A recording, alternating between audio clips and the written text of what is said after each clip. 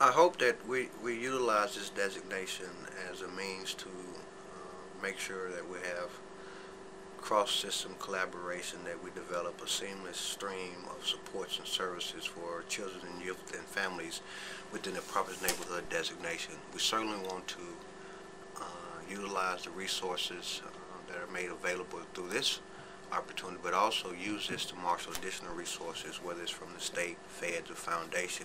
I think it's important for us to recognize and understand that in many cases, many parts of our community, you can have 2 or 3 different systems working with the same family, but yet those systems not communicate with each other. So I think if we can develop a way to coordinate the supports and service, develop a seamless infrastructure so that these institutions and systems are talking to each other, communicating with each other, working together to help improve outcomes for children, youth, and families. So I think that we certainly want to utilize this designation as a way to marshal additional resources. We certainly want to utilize this designation as a way to ensure some systemic reforms within a number of different systems that have an impact, sometimes a deleterious impact, on outcomes related to children, youth, and families. But more importantly, it's my hope and desire that as we move this process forward and through our lessons learned and our successes, that we figure out a way to replicate this in other similar situated parts of Little Rock. I think it's a unique opportunity for us to get a clear understanding, a clear grasp of what the challenges are from the cradle to college pipeline, cradle to career pipeline. And I think it's an opportunity for us to arrest the cradle to prison pipeline, which is an unfortunate reality for some of the people who live in this community that we're targeting.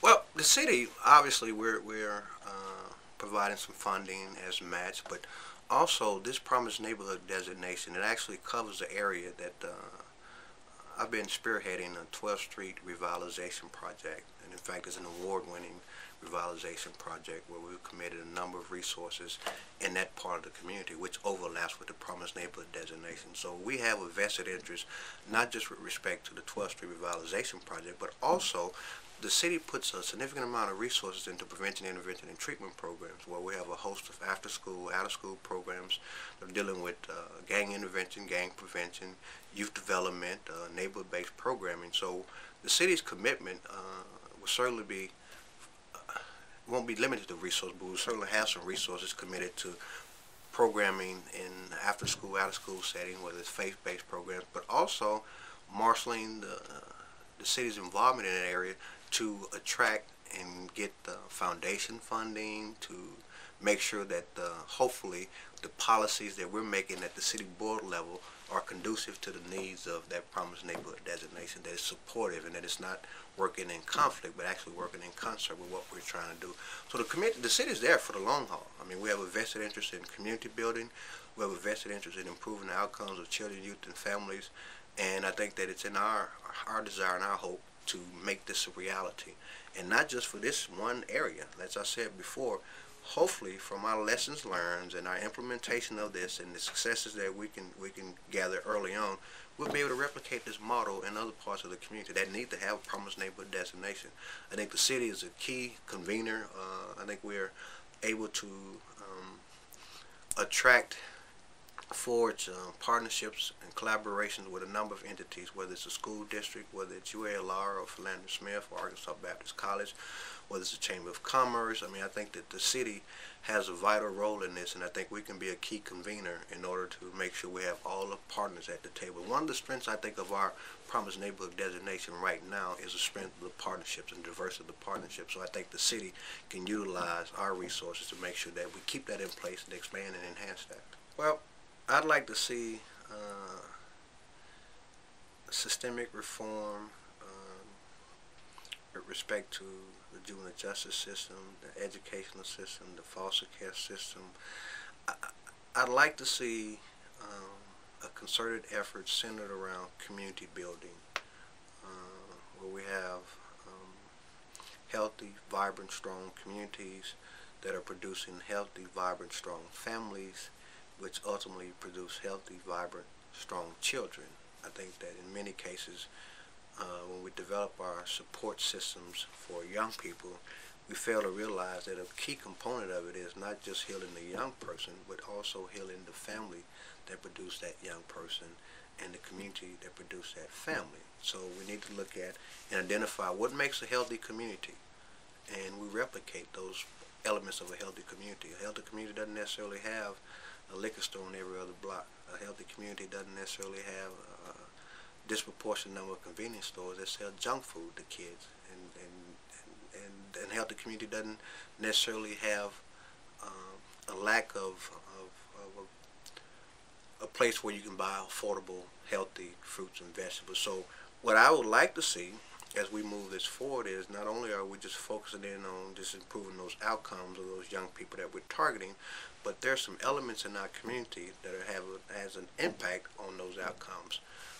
Affordable housing, community disintegration, lack of access to affordable, healthy fruits and vegetables, disproportionate number of establishments that sell beer and alcohol and tobacco. So I think it's not just a focus on just these 3 or 4 systems we're talking about, but as a community as a whole, what will it take? What do we need to do to make sure these communities are healthy? I think one of the things that I recognize in my work doing gang intervention and prevention work is that gang presence is strongest where sense of community is weakest. Also recognize that crime is strongest where sense of community is weakest. I think in a lot of times those young people who come from these parts of our community, they end up accepting some of the things that they see as the norms, and it's not normal growing up under some of the circumstances and conditions that they're doing. So we need to reverse those, change those circumstances so we can redefine the cultural norm. And when we redefine the cultural norm, then you see a benefit in going to school. You see the payoff of going to college and going to get a good job. Right now, I think far too many of our young people don't see that payoff. They don't see the benefit because people who've gone on to college, have gone on and gotten good jobs, they don't come back. So what they see as cultural norms are not cultural norms. They don't see the benefit, and sometimes they can't make that connection to going to school, graduating from high school, going to college, and see that payoff because they don't see it resembled or modeled in their community. So I think this big part of our challenge is to redefine the community norms, redefine the cultural norms, and make sure that everyone in this community, everyone in this city takes ownership of this process, this project, take ownership of this part of our community that's been forgotten for so long. When I ran for city board, one of the things that I recognized, and I ran on the notion that we could address public safety through community building, but I found it quite interesting that the city has done a wonderful job of redevelopment in the downtown area, the River Market area. Wonderful job.